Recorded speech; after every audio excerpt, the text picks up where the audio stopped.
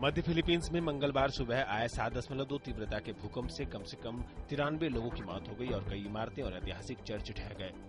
भूकंप स्थानीय समय के अनुसार सुबह 8:12 पर आया। इसका केंद्र सतह से 33 किलोमीटर की गहराई पर बोहोल द्वीप के कार्मेन शहर में स्थित था।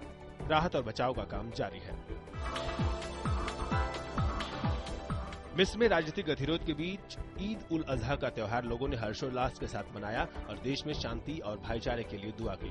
गौरतलब है कि 3 जुलाई को मोहम्मद मुर्सी को राष्ट्रपति पद से हटाने के बाद देश में राजनीतिक गतिरोध बढ़ गया था और सेना और लोगों के बीच हुई हिंसक झड़पों में कई लोगों को जान गंवानी पड़ी थी।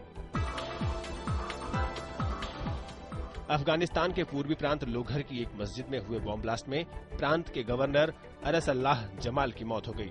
इस हमले में 15 लोग घायल हो गए, जिनमें से 5 की हालत नाजुक है। अधिकारियों के अनुसार अरसल्लाह लोघर की राजधानी पुली आजम के मुख्य मस्जिद में बकरीद के मौके पर नमाजियों को संबोधित कर रहे थे, तभी ये बम धमाका हुआ।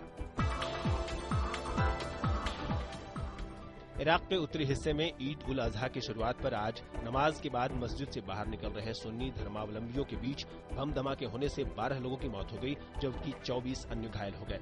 पुलिस के मुताबिक ये बम हमला बगदाद के उत्तर में 290 किलोमीटर दूर तेल समृद्ध शहर किरकुक में हुए। जापान में 10 साल का सबसे शक्तिशाली तूफान आ रहा है, जो फुकुशिमा परमाणु बिजली संयंत्र की दिशा में आगे बढ़ रहा है। जापान मौसम एजेंसी ने बताया कि बिफा नामक ये तूफान दक्षिण में प्रशांत महासागर में है और 35 किलोमीटर प्रति घंटा की रफ्तार से उत्तर की ओर बढ़ रहा है। अनुमान है कि कल सुबह ये टोक्यो मेट्रोपॉलिटन इलाके तक पहुंचेगा और उसके बाद दिन में फुकुशिमा तट के समीप पहुंचेगा, जहां दुर्घटनाग्रस्त परमाणु बिजली संयंत्र स्थित है।